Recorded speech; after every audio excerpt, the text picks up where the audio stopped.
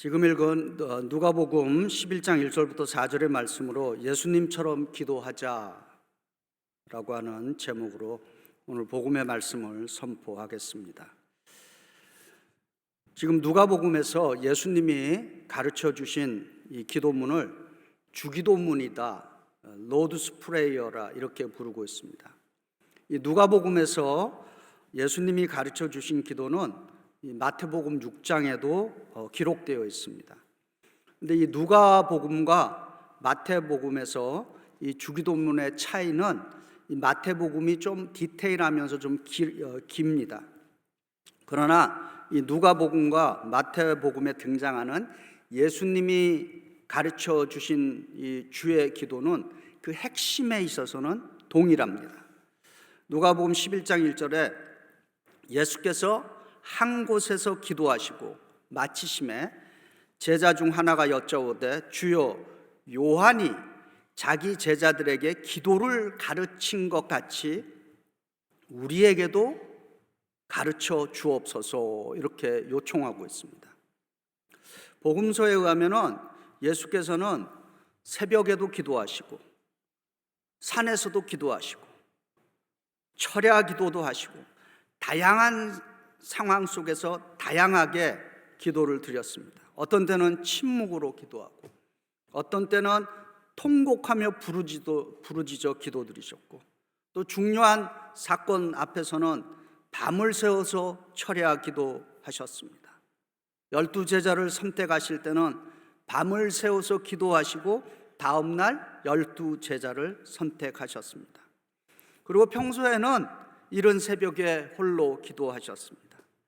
그리고 십자가를 지시는 죽음 앞에서는 우리 이 교회 예배당에 저기 스테인글라스 보이시죠?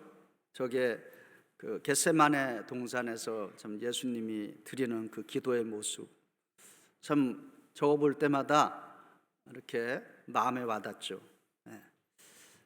죽음 앞에서 땀방울이 그 핏방울이 떨어지듯이 기도하셨다라고 마태, 마가, 누가가 증언하고 있습니다. 오늘 이제 본문에서 예수님의 제자 중에 한 사람이 예수님이 드리시는 이 기도의 모범을 보고 세례 요한이 자기 제자들에게 기도를 가르친 것 같이 예수님 우리에게도 기도를 가르쳐 주옵소서 이렇게 요청하는 내용인 것입니다. 아마 세례 요한의 제자들이 기도를 드리는 방식이 있었던 것 같습니다.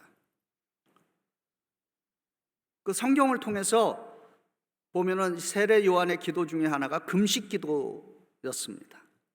그런데 어떤 내용으로 기도를 드렸는지는 기록에 남아있지 않습니다.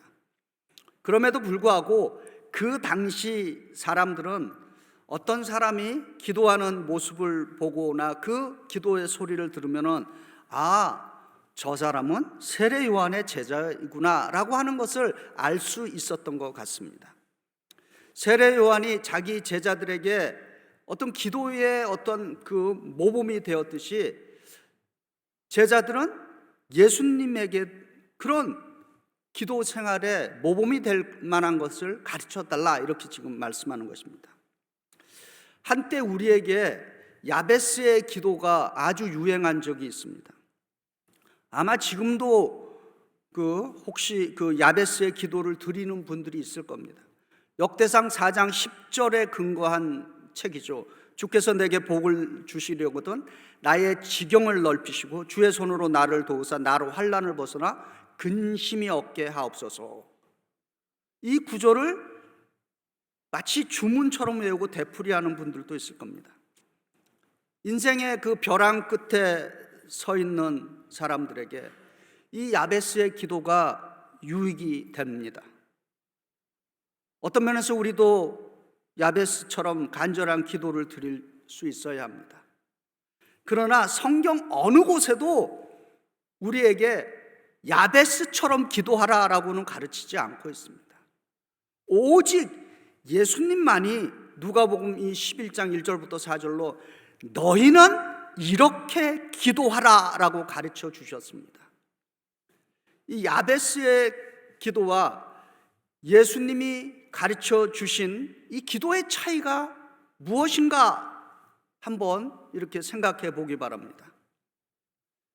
야베스의 기도는 상당히 개인 자신에게 지금 초점이 맞춰져 있습니다. 그러나 예수님이 너희는 이렇게 기도하라라고 가르쳐 주신 이 기도문은 개인이 아니라 그 공동체를 향한, 우리를 향한 하나님의 그 뜻, 하나님의 목적에 초점을 맞추고 있다라고 하는 것입니다. 기독교 역사 2000년 동안에 기도 중에 기도, 예수를 믿는 사람들에게 가장 위대한 기도가 무엇이냐? 그것은 바로 예수께서 가르쳐 주신 주기도문 더 로드스 프레이어가 되는 줄 믿습니다. 그런데 시간이 지나면서 이 주기도문은 어느덧 가장 많이 드리고 쉽게 익숙하게 의미 없이 드리는 기도가 되었습니다. 교회에서도 어떤 모임하고 빨리 그 모임을 끝내는 하나의 수단으로 우리 주기도문하고 빨리 마칩시다, 이렇게들 이야기합니다. 그저 앵무새가 지저귀는 것처럼 그냥 반복하고 암송하는 정도로만 마칩니다. 근데 왜 우리는 예수님처럼 기도해야 하는가? 그 해답은, 주기도문은 예수님이 친히 가르쳐 주신 기도이며 예수께서 우리 보고 그렇게 기도하라고 만들어 주시고 제정해 주셨기 때문인 것입니다. 기독교 2000년 역사를 통해서 예수님이 가르쳐 주신 이 주기도문은 기도의 가장 중심이 되는 기도문인 것입니다. 예수님이 가르쳐 주신 기도문으로 이 기도를 드릴 때 우리는 비로소 오늘 우리를 향한 하나님의 뜻, 그 하나님의 목적을 알 수 있고, 개인을 넘어서 예수 믿는 공동체 전체가 이 땅에 살아가는 그리스도인들이 하나님의 목적, 하나님의 뜻을 위해서 살아갈 수 있게 되는 것입니다. 그러면 우리는 믿음의 공동체로서 이 기도를 어떻게 드려야 하는가라고 하는 것입니다. 그 의미를 좀 살펴보고자 합니다. 누가복음 11장 2절에 예수께서 이르시되 너희는 기도할 때 이렇게 하라. 아버지여, 이름이 거룩히 여김을 받으시오며 나라가 임하시오며, 이렇게 가르쳐 주십니다. 누가복음에서 아버지여 이렇게 시작하는 것을 마태복음은 하늘에 계신 아버지여 이렇게 덧붙이고 있습니다. 최근에 하나님을 아버지 이렇게 부르는 것에 대해서 사실 이건 너무 남성 중심적인 용어라고 도전을 받고 있습니다. 근데 우리가 성경을 읽어보면은 하나님에게는 그 두 가지의 그 이미지가 있죠. 아버지 같은 엄격한 이미지도 있지만은 동시에 어머니 같이 푸근하게 품어주는 그런 이미지도 갖고 계십니다. 그래서 우리가 하나님을 아버지라고 부르는 것은 무슨 남성 중심이라기보다는 예수께서 그렇게 부르라고 가르쳐 주셨기 때문인 것입니다. 예수께서 우리에게 하나님을 아버지라고 부를 수 있는 그 특권을 우리에게 주신 것입니다. 우리가 죄인임에도 불구하고 하나님을 아버지로 부를 수 있는 것은 죄인인 우리들에게는 그야말로 특권 중에 특권인 것입니다. 이 특권에는 항상 무거운 책임이 또한 따라오는 것입니다. 어떤 책임이겠습니까? 하나님을 아버지라고 우리가 부른다면 우리는 하나님 아버지답게 잘 살아내야 할 책임이 이 땅에서 있는 것입니다. 그래서 아버지 하나님의 이름에 누를 끼치는 자녀들이 돼서는 안 될 줄 믿습니다. 오히려 우리를 통해서 하나님의 이름이 영화롭게 되는 그러한 자녀들이 되시기를 축복합니다. 혹시라도 내 육체의 아버지에 대해서 나쁜 경험을 갖고 계신 분들이 계시다면 그 경험을 하나님께 하지 마시길 바랍니다. 우리가 부르는 아버지 하나님 아버지는 어머니와 같은 큰 사랑과 긍휼로 우리를 대해 주시는 자비로운 분이시며 자신의 생명을 우리에게 주신 하나님이십니다. 아버지여 이름이 거룩히 여김을 받으시오며 나라가 임하옵시오며 이렇게 기도하라고 가르칩니다. 하나님의 이름이 거룩히 여김을 받으시오면서 이 하나님의 이름이 거룩하다라고 하는 것에는 이론의 여지가 없습니다. 그런데 이어서 나라가 임하다 이렇게 기도하라고 가르칩니다. 예수 그리스도가 이 땅에 오셔서 세우려고 했던 나라가 있는 것입니다. 예수님이 추구하려고 했던 나라, 예수님이 꿈꾸던 나라, 가슴에 품은 그 비전의 나라가 있습니다. 그 나라를 우리가 킹덤 오브 갓이라고 부르는 것입니다. 예수님의 최초의 복음은 마가복음인데 이 마가복음 1장 15절에서 예수께서 최초의 부임 설교, 하나님 나라가 가까웠다, 회개하고 복음을 믿으라 이렇게 선포하셨습니다. 예수님은 그 당시 로마가 지배하던 그 시대에 로마를 넘어서는 하나님 나라의 운동에 그 운동을 하라고 제자들에게 전수시켜 주셨습니다. 그리고 그 제자들은 또 다른 제자들에게 예수님의 그 하나님 나라 운동을 전수시켜 주었습니다. 그리고 2000년의 기독교의 역사를 통해서 오늘 우리에게 이 땅에서 하나님 나라의 비전을 위해서 일하라고 그렇게 불러주신 것입니다. 그래서 우리는 하나님 나라를 위해서, 킹덤 비즈니스를 위해서 일하는 하나님의 일꾼들이 되어야 할 줄 믿습니다. 지금 우리가 사는 이 땅은 하나님 나라가 2000년 동안에 부분적으로 이루어지고 있는데 그 하나님 나라의 부분적으로 이루는 가장 중요한 그 모형이 교회인 것입니다.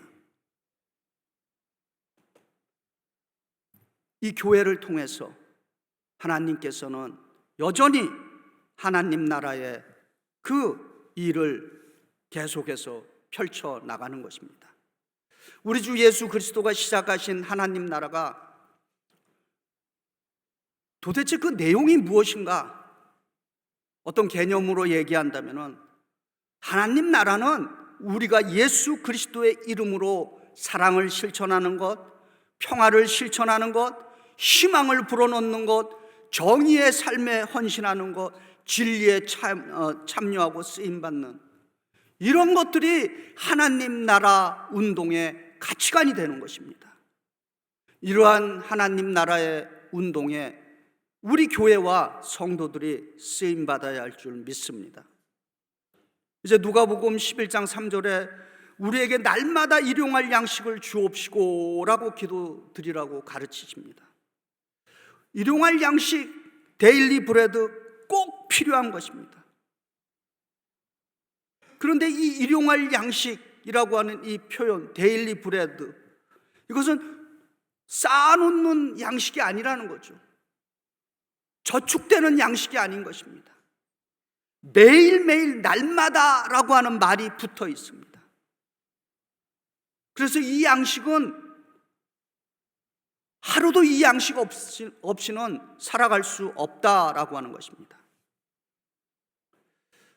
그러나 실제로 우리가 살아가는 이 세계는 빈곤과 기아가 함께하고 있습니다.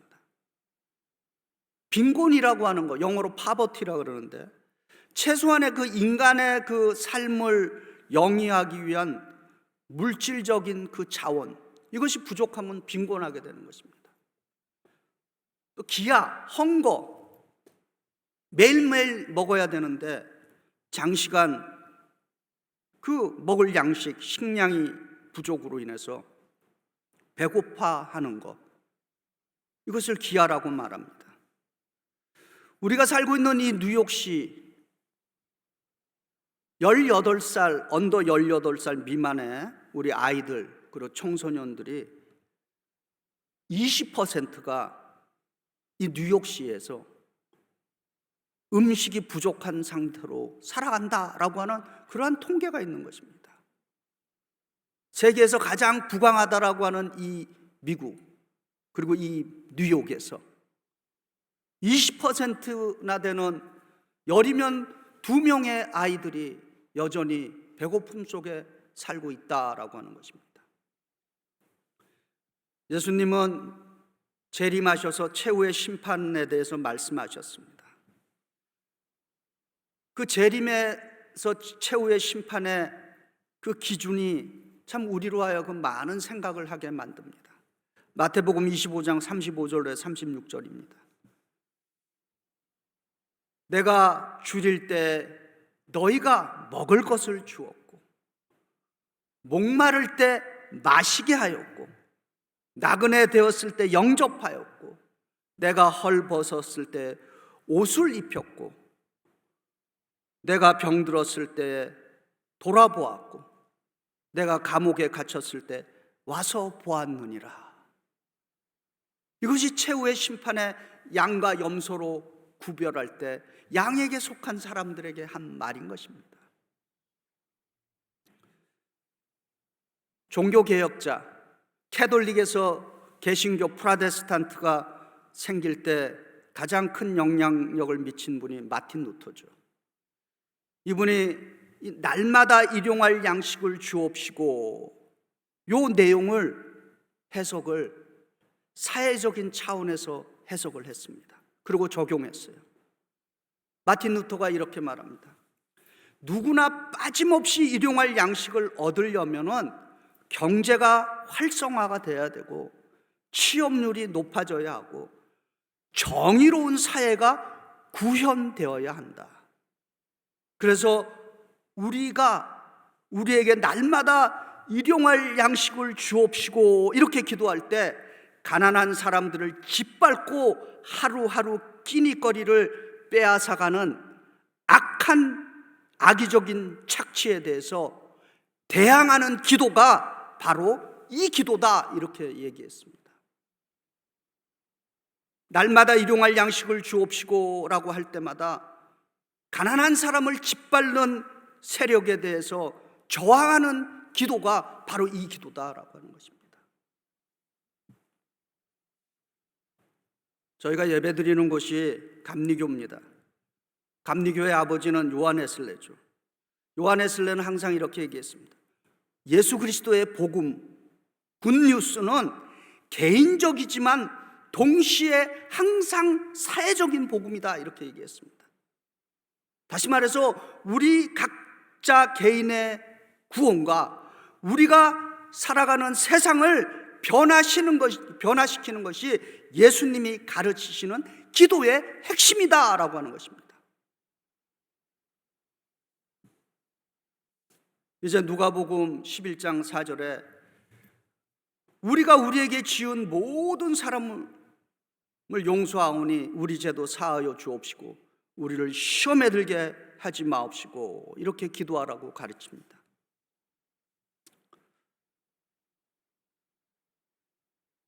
장로교의 아버지가 있죠. 장로교의 아버지는 잔 칼빈입니다. 이 요한 칼빈은 바로 이 구절, 우리가 우리에게 죄 지은 모든 사람을 용서하오니 우리의 죄도 사하여 주옵시고, 이걸 이렇게 해석을 했습니다. 우리가 미워하는 감정을 계속 붙들고 누군가에게 안갚음할 것을 궁리하면서, 그래서 기회가 되면 어떻게 하든지 해코지할 기회를 찾고 있으면서 우리가 우리의 죄를 용서해 달라 이렇게 기도하는 것은 오히려 하나님께 하나님 우리의 죄를 용서하지 말아 주옵소서 이렇게 간청하는 것과 똑같다 이렇게 해석을 한 것입니다. 시험에 들게 마옵시고 이렇게 또 기도하죠. 영어로 temptation이라고 돼 있어요. 저는 매일 이제 새벽 기도 때 저희들이 주기도문으로 이제 새벽 기도를 마칩니다. 그럴 때 혹시 뭐 좀 이렇게 제가 그 주기도문 할 때 특별히 이렇게 강조하는 부분을 이렇게 좀 신경 써서 들으신 분들은 혹시 아시겠지만은 제가 이렇게 주기도문을 쭉 하면서 요 부분에서 상당히 강조를 합니다. 시험에 들게 하지 마옵시고. 왜냐하면 교회에 오면은 제일 많이 듣는 얘기가 은혜 받았다는 것보다는 시험 받았다는 사람들이 많아요. 그래서 저는 그런 소리 들을 때마다 시험 받아요. 예수께서 제자들에게 하신 말씀, 시험, 유혹에 빠지지 않도록 일어나 기도하라라고 말씀하십니다. 시험이라고 하는 유혹은 우리를 죄를 짓는 악으로 인도하기 때문인 것입니다. 그래서 기도는 이 유혹자, 시험자를 물리치는 힘이 되는 것입니다. 예수 그리스도의 영성을 추구하고 성령을 갈망하는 모든 분들에게 자신의 영혼에 큰 관심을 갖고 있는 분들에게는 주기도문은 가장 위대한 기도인 것입니다. 그리고 세상의 변화를 추구하는 영성, 성령을 갈망하는 모든 분들에게 이 주기도문은 또한 가장 위대하게 세상을 변화시키는 기도가 되는 줄 믿습니다. 이 주기도문의 내용은 주님이 가르쳐 주신 그때부터 오늘 이 시간까지 계속해서 이루어지고 완성되어야 하는 예수님의 약속인 것입니다. 이제부터 예수께서 가르쳐 주신 주기도문으로 우리 믿음의 공동체가 함께 기도드릴 때마다 그 한 단어 구절 구절을 묵상하는 마음으로 기도해 주시기를 바랍니다. 주기도문이 우리 안에서 의미 있게 살아 있을 때 우리는 예수님이 원하시던 그 하나님 나라에 쓰임 받게 되는 줄 믿습니다. 이 베이사이드 믿음의 공동체에서 우리 주 예수 그리스도께서 가르쳐 주신 주기도문으로 기도드리고 이 기도로서 하나님의 뜻, 하나님의 목적을 성취하는 예수님의 위대한 제자들이 되시기를 주의 이름으로 축원드립니다.